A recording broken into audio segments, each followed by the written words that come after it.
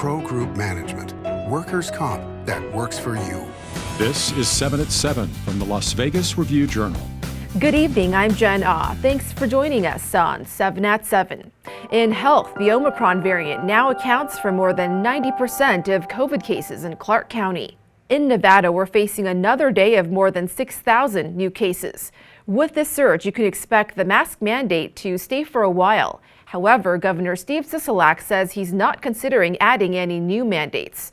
Clark County's data shows a test positivity rate of 35% on Friday, which means more than 1 out of every 3 are testing positive. In D.C., the Supreme Court has spoken. The Biden administration is no longer allowed to enforce a mandate that large businesses require their employees be vaccinated against COVID or undergo weekly testing. The court's conservative majority concluded the administration overstepped its authority. In other top stories, sponsored by Nevada Hand Silver Sky Assisted Living Community. Learn more at nevadahand.org. A man is behind bars for the New Year's Eve shooting at the Meadows Mall after his mother turned him in. Review-Journal's Renee Summerhour has more. Jen, 26-year-old Jarvis Williams of Las Vegas is charged with attempted murder and 8 other felony counts. Police report that he shot a man by the name of Elijah Herbert at the Round One business in retaliation for another shooting back in October. Herbert was shot multiple times but survived. A second person who police say had nothing to do with the confrontation suffered a grazing wound to the cheek from a bullet. The day after the shooting, police said they received a phone call from Williams's mother. Witnesses from the mall described the scary moments when they heard gunshots that day. I thought it was crazy. You know, like you don't expect it to happen here in Vegas, but kind of did. Police say in the report that Williams, his mother, and another individual were victimized in an October shooting in Las Vegas. Police say they now believe the shooting at the mall was an attempt at revenge. Jen? In Summerlin, police are investigating a truck crash that left 1 man dead and 4 injured. They say a Chevy Silverado collided with a Toyota Camry near North Rampart Boulevard and Tournament Hills Drive at around 7:30 last night. The driver of the Camry, a 79-year-old man, died. The truck driver, a female, and 3 teenage boys inside were sent to the hospital. Now to a warning from police on what not to do during the holidays. This man, 19-year-old Jonathan Arriaga, is behind bars after police say he threw fireworks into a crowd while they were watching the volcano show outside the Mirage on January 3rd. A child suffered second-degree burns after the sparks caused his surgical mask to melt onto his face. Meanwhile, the Clark County District Court halts some jury trials, those expected to last more than a week. An order from the court cites staffing shortages and COVID. Those appearing in proceedings other than trials must appear virtually.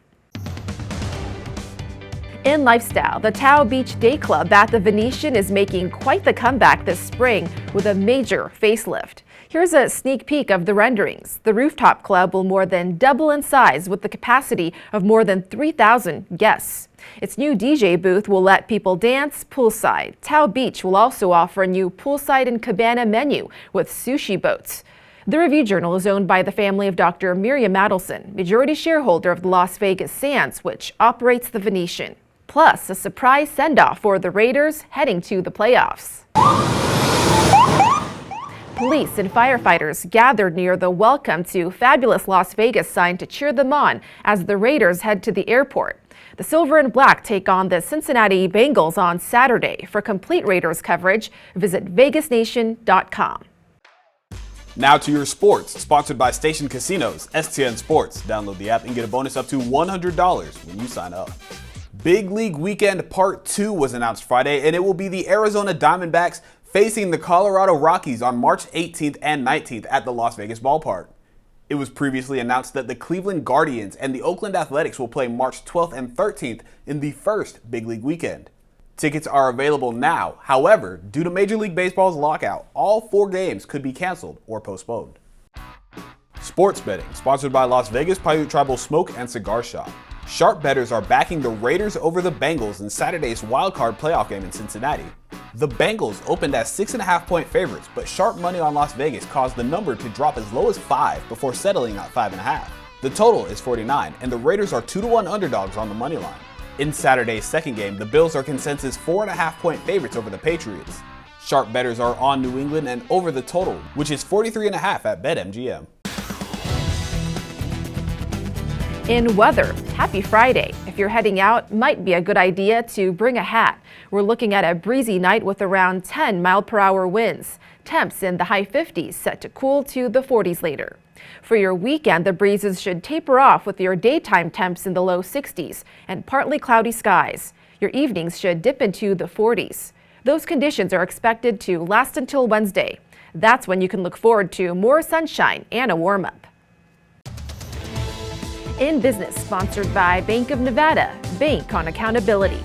While Las Vegas's housing market is accelerating at record speed, the price difference between the cheapest and most expensive home is astounding. In 2021, the cheapest was this boarded-up home near the North Las Vegas airport, which sold for $57,000. Built in the 60s, this house is about 1,000 square feet, but sits on almost a quarter-acre lot. It's already been flipped and sold again for $70,000. As for the most expensive home, it's this $25 million mansion in the McDonald Highlands community in Henderson. Billionaire Anthony Shea, founder of Loan Depot, bought this 15,000 square foot home featuring saltwater pools, a wine storage wall, and an elevator. In entertainment, sponsored by DiscoverNevada.com, brought to you by Travel Nevada. For you fans of the show Dateline, this latest episode tonight is called What Happened in Vegas? Review Journal's John Katsimides gives us a preview. Dateline NBC says it has new information about an old case. This is the 1998 death of Teddy Binion in Las Vegas. The case included an underground fortune of about $14 million, including a lot of silver, horseshoe casino chips, and cash. Sandy Murphy and her then boyfriend Rick Tabish were originally charged with murder and burglary in the case, later acquitted. Murphy's going to be interviewed in tonight's episode, as will Oscar Goodman. We'll see what they come up with. You can find it all on NBC.com beginning Saturday. Thank you for watching 7 at 7. If you have Amazon Fire TV, just search Review Journal to download our channel. Watch Las Vegas breaking news streaming live on your OTT device. We'll see you back here on Monday for more 7 at 7. Review Journal Studio, sponsored by Adam Kuttner. Get the maximum settlement as quickly as possible. This 7 at 7 update, sponsored by Pro Group Management. You're watching 7 at 7 from the Las Vegas Review Journal.